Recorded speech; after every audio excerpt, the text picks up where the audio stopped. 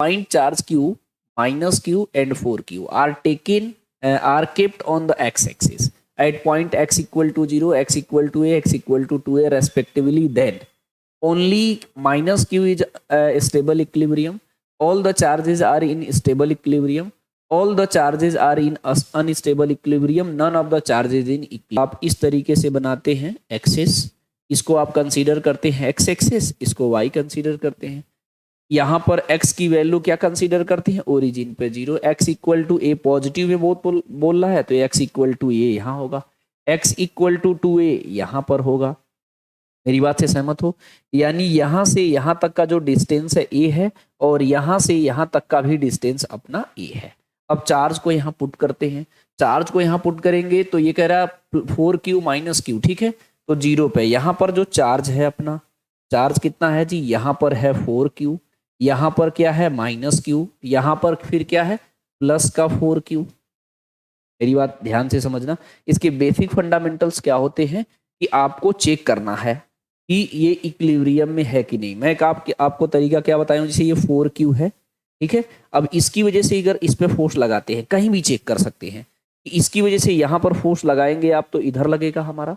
मेरी बात ध्यान से समझिएगा, और लगेगा कितना, अगर आप इसको देखें, इसका नाम 1 मानते हैं, मैं एक सिस्टमेटिक बता देता हूं, वैसे आपको पता होगा, इसका नाम 1 मानता हूं, इसका नाम 2 मानता हूं, तो इसकी वजह से इस पे फोर्स देखेंगे तो F1 की वैल्यू कितना आएगा, 1/4 पाई एप्सिलॉन नॉट, इसका चार्ज कितना है 4q into q divided by a square. मेरी बात समझी, इस चार्ज की वजह से इस पर जो है फोर्स जो लगा है F1 इधर लगा है, ठीक है, सॉरी ये अट्रैक्ट करेगा, ये मिट रहा है, ये इधर लगेगा, ये अपनी ओर अट्रैक्ट करेगा, ये इसका मैं बना रखा हूं, ये q divided by a square है, ये चार्ज इसको अपनी ओर अट्रैक्ट करेगा तो इसको मैं F1 बोल ले रहा हूं, और इसको 2 बोला हूं तो इसको F2 बोलेंगे, ये जो है इसको अपनी ओर अट्रैक्ट करेगा तो इसको F2 बोलेंगे। यहाँ पे मैं बता दे रहा हूँ F2 की वैल्यू अगर आप लिखेंगे तो ये q है, ये 4q है, तो ये कितना हो जाएगा जी 1/4 pi epsilon not 4q into q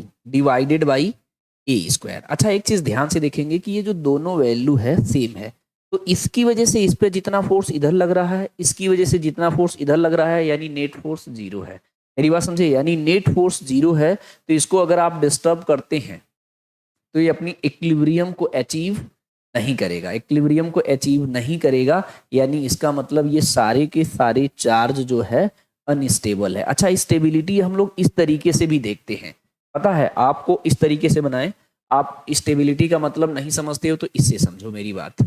अगर मैं यहाँ पर कोई भी बॉल रखें और यहाँ पर ले आके छोड़ दे तो आप देखेंगे कि इस तरीके से ऐसे ऐसे करने लगेगा, लेकिन अगर आप यहाँ पर इसको थोड़ा सा धक्का दें, ये इधर आ गया, तो फिर ये वापस जाएगा क्या, जब वापस अपने पोजीशन पे नहीं जाता है वो अनस्टेबल होता है। ये जो फिगर बनाया हूं ये अनस्टेबल का है, मेरी बात समझे, और ये किसका है जी, स्टेबल इक्विलिब्रियम का है। मेरी बात समझे, तो ये सारे चार्ज के बारे में पूछ रहा है कि ये, अब सब देखिए, अब इस चार्ज को सपोज दैट आपने इधर डिस्टर्ब कर दिया, मतलब इधर कर दिया, तो ये वापस नहीं आएगा, जब वापस नहीं आएगा तो ये सारे चार्ज कैसे हैं, अनस्टेबल इक्विलिब्रियम के हैं। कब, जब इस डायरेक्शन में आप कर देंगे तो ये स्पेसिफिक किसी डायरेक्शन की बात नहीं किया। ये क्वेश्चन बहुत अच्छा बन सकता है अलोंग द एक्स एक्सिस या perpendicular along the lining joining between the 4q and 4q charge कर देता तो बहुत प्यारा क्वेश्चन बन जाता है ना। इसमें कुछ ऐसा बोला नहीं है तो हमको अनस्टेबल मिल गया, ठीक है। ये सारे चार्ज कैसे मिल गए, अनस्टेबल। लेकिन अगर इसी को आप यहाँ मैं चेक करके आपको दिखाता हूँ कैसे मैं कह रहा हूँ। हमारे पास एक लाइन है, ये थ्योरी में मैं समझाने का प्रयास कर रहा था, लेकिन थ्योरी वाला लेक्चर वन शॉट में कन्वर्ट हो गया है, तो क्वेश्चन के साथ मैं आपको कवर कराऊंगा, ठीक है। ये माइनस क्यू है, ठीक है, ये क्या है 4q और ये माइनस क्यू है। अच्छा बताइए, अगर आप इसको यहाँ पे लाते हैं माइनस क्यू को, ध्यान से समझिएगा, अब ये डिस्टेंस हमारा a है और ये डिस्टेंस हमारा a है, इस डिस्टेंस को हम x मानते हैं। अच्छा मैं एक्सप्लेन कर रहा हूँ इसलिए टाइम लग रहा है, आप सिर्फ समझिए मेरे साथ। इस डिस्टेंस को आप क्या मानेंगे जी, a प्लस एक्स हो जाएगा, और ये वाला डिस्टेंस हमारा क्या हो जाएगा, a माइनस एक्स हो जाएगा। तो इस वाले फोर्स को जो इसको अपनी ओर खींच रहा था उसको मैंने क्या बोला था, F1। इसकी वजह से जो इधर फोर्स लग रहा था उसको मैंने बोला था F2, समझे। तो अगर F2 की वैल्यू लिखोगे तो कितना हो जाएगा, 1/4 pi epsilon not 4q into Q divided by यहां से यहां तक का डिस्टेंस अब कितना हो गया, a माइनस एक्स हो गया, तो a माइनस एक्स का स्क्वायर। अच्छा ये हुआ कैसे, यहां से यहां तक का डिस्टेंस ये है, x इधर आ गया, तो ये कितना डिस्टेंस बचा, a माइनस एक्स।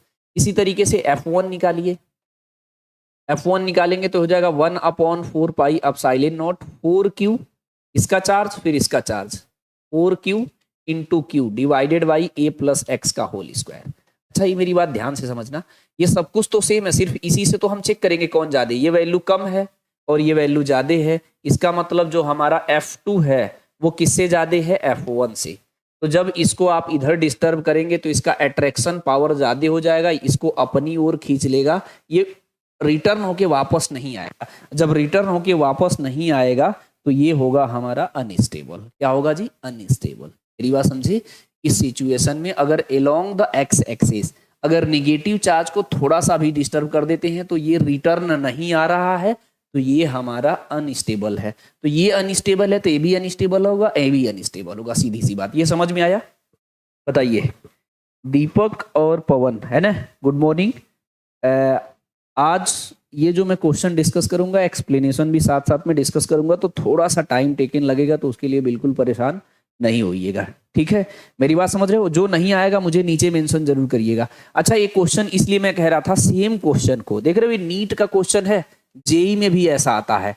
ये हमारा 4q है, ये 4q है, इसी को अगर ये ऐसे में डिस्टर्ब कर देता माइनस क्यू को ऐसे, तो ये देखो ये क्या करता, अपनी ओर फोर्स लगाता, ये भी इसको अपनी ओर फोर्स लगाता, ठीक है, तो नेट फोर्स इधर लगता। सपोज दैट मैं इधर डिस्टर्ब कर देता तो ये अपनी ओर अट्रैक्ट करता, ये अपनी ओर अट्रैक्ट करता, नेट फोर्स इधर लगता, तो ये स्टेबल होता, समझे कि नहीं। अगर इसको इधर डिस्टर्ब करेंगे तब तो ये इक्विलिब्रियम में है, लेकिन अगर इधर डिस्टर्ब करेंगे तो ये सबके सब अनस्टेबल इक्विलिब्रियम में है। मेरी बात ध्यान से समझना, आप क्वेश्चन पे आओ। बहुत सारे बच्चे इसमें कंफ्यूज रहते हैं, इसमें कहला ओनली माइनस क्यू इन क्या है, इज इन स्टेबल इक्विलिब्रियम। अगर स्टेबल होगा तो सब होगा, नहीं तो कोई नहीं होगा, गलत लिखा है। दूसरा कह रहा all the charges in stable equilibrium, सारी चार्ज को है स्टेबल इक्विलिब्रियम में होगा। मेरी बात समझे, इसमें दो केस बन रहा है, उसको डिस्टर्ब एलोंग द एक्सेस कर सकते हैं, परपेंडिकुलर द एक्सेस कर सकते हैं। तो एक सिचुएशन में इक्विलिब्रियम में आ रहा है, एक में हमारा इक्विलिब्रियम में नहीं आ रहा है, तो आप इसको 100% करेक्ट नहीं टिक कर सकते हैं। से बहुत सारे बच्चे कंफ्यूज रहते हैं, सर ये करेक्ट हुआ कैसे, ध्यान से समझना है।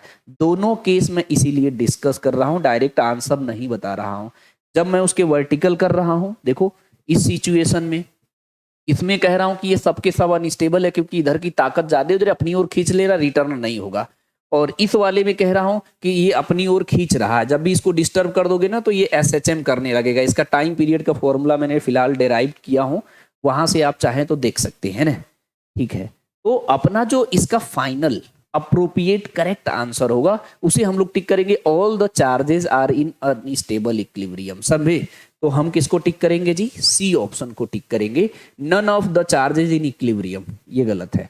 अच्छा जब इस तरीके का क्वेश्चन आता है तो सिर्फ और सिर्फ आपको कंफ्यूज करता है एग्जाम में, क्यों, क्योंकि आप देख रहे हो उसमें दो केस बन रहा है, एक में स्टेबल आ रहा है, एक में अनस्टेबल आ रहा है। सर भैया टिक किसको करे, जब क्वेश्चन में स्पेसिफिक मेंशन नहीं है कि इसे किधर डिस्टर्ब करके चेक करना, कुछ भी नहीं बताया है, तो अनस्टेबल तो फाइनली आ रहा है ना उसमें, तो हम अनस्टेबल को ही करेक्ट आंसर कंसीडर करेंगे, ध्यान रखे रहिएगा।